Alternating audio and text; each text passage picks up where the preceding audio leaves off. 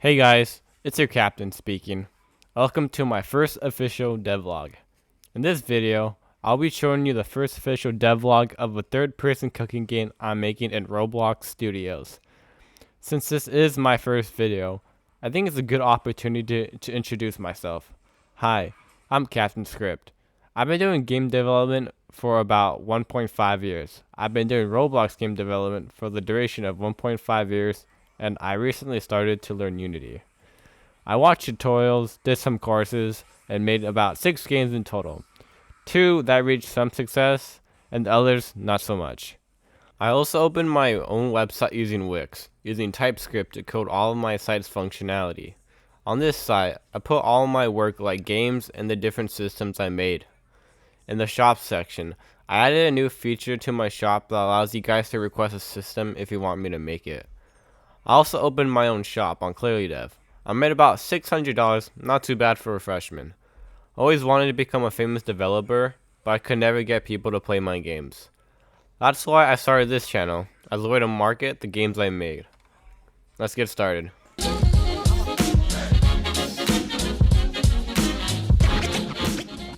Now I'm going to take you back to how I got the idea of making a cooking game. So a few weeks ago, I finished releasing my game Strict Parents, which is a Piggy and Hello Neighbor inspired game. Well, the game ended up flopping, only getting about 6,000 visits. But in my opinion, the game isn't that bad. There are just a few factors that made the game fail, including this game being out of the meta, and of course bad marketing. If you want to check this game out, it's linked in the description. Anyways, let's get started with this video. It all started a few weeks ago. When I was outside touching some fresh grass, I was randomly thinking of those cooking shows with Gordon Ramsay yelling at people because they can't cook. And I was thinking, what if I turn this into a game? There are a bunch of cooking related games on the platform already, but none of them are like a cooking show. Restaurant Tycoon 2 and My Restaurant are really popular cooking related games that have millions of visits, but those games don't have a competitive aspect to it. But a game that does have a competitive side to it is Dress to Impress. Everyone who plays Roblox should know what Dress to Impress is. If you don't know what it is, I'll explain to you the basic gameplay. So basically, you're on a fashion show and the goal of the game is to get the highest rating to win. Each round has a different theme to it, and your goal is to try to find an outfit that best matches that theme. I never actually played the game before, so I'm sorry for those who have to watch me play. Oh shoot, I messed up. The theme was hardcore punk, and I just put on the most random outfit I found. Wait, how do I take this off, bro? I don't know what I'm doing. Wait, what is hardcore? It's like we see what emo people wear. Oh. I don't know what I'm doing, honestly. So basically, my idea was to combine the competitive aspect of Dress to Impress with cooking games like Restaurant Tycoon 2 and My Restaurant to make my own cooking show. The one thing I was planning to do differently than Dress to Impress is in Dress to Impress, the players will give each other ratings to determine who the winner is. But in my game, I was planning to have a bot to do it to make the game less biased and more fair. With the ideas all ready to go, let's get started. So let's start things off by going into Roblox Studios and opening a new template. In my first devlog, I want to accomplish these 3 things. I want to make a 3D player controller, a hover effect on interactable items, and a working stove that can turn on and off. This game is heavily inspired by Nintendo's Overcooked. I'm shooting for a game that has similar controls as Overcooked, where you can just run around picking up different ingredients to make food for the customers. The first thing on the to-do list is to make a third-person controller. The first thing I did is go into the starter character script and inserted a local script. Then the only thing I had to do was set the minimum camera range to a number that's greater than 1, so the player isn't able to fully go into first person mode, and then just set the max camera to whatever I wanted.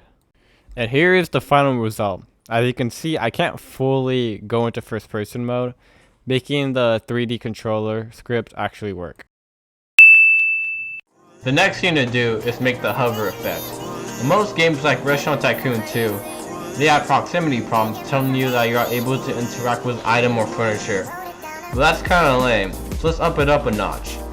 So what I did is I have a function that checks the distance between you and any major item or furniture every 0.1 seconds.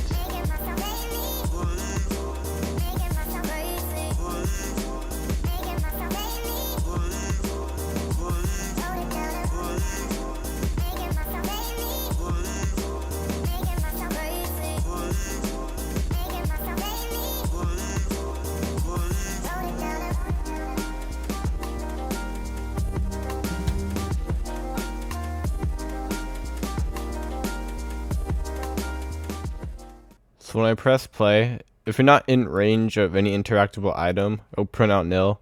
But let's say if I move closer to this countertop, it'll start printing out countertop in the output, and it'll also highlight the item that's being interacted with. In this case, the countertop is being highlighted. If I move out of range, it'll print out nil again. The last thing I want to accomplish in this video is to make a stove that can turn off and on. So the first thing I did is go into the toolbox to get a stove model. I can't really model, so it's going to be the prototype for now. And then after we get a stove model, we have to make an invisible part that will help us determine the distance between the player and the stove. Once everything is set up, let's test it out. When we first load into a game, we could see that the countertop is highlighted, but when we move closer to the stove will get highlighted instead. That's because the script I wrote checks the distance between each interactable item and checks for which one has the smaller distance. The next thing I set up was I created a GUI that will tell the player which interactable item they're interacting with, just in case they don't see the highlight around the item. So basically the top label shows them that you're able to interact with this item, and the bottom label will show them the name of the item they're interacting with. And once that is set up, let's code it out.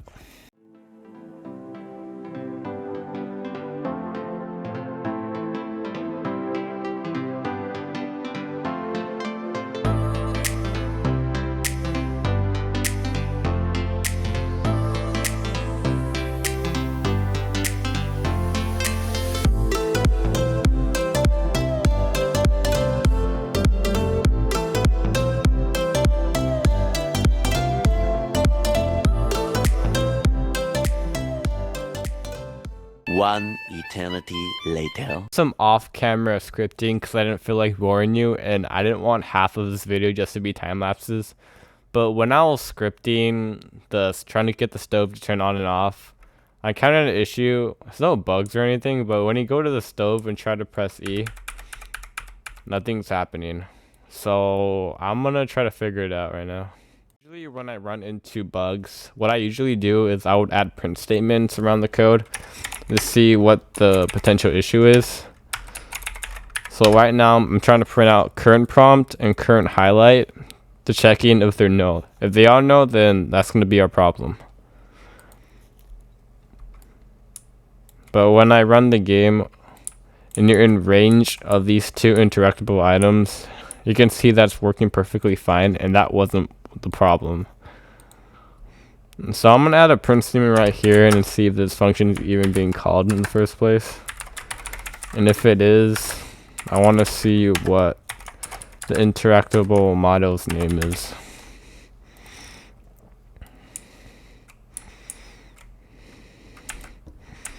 Okay, now it's, oh, okay, I know what the issue is. Because I named the model stove oven, and I was checking if the name was stove, that's why it didn't work. So now if I run the game, it should work. No, still doesn't work.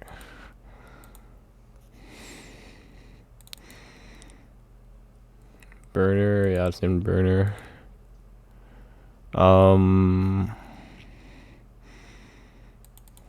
Has a primary part. Yeah, we just main part. No, I'm trying to find for burner though. Yeah, none of them have primary parts, so that was probably the issue.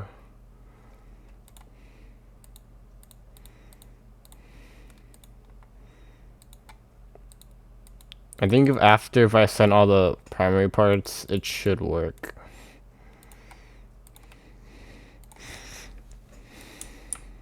So now I try pressing E, we got an error.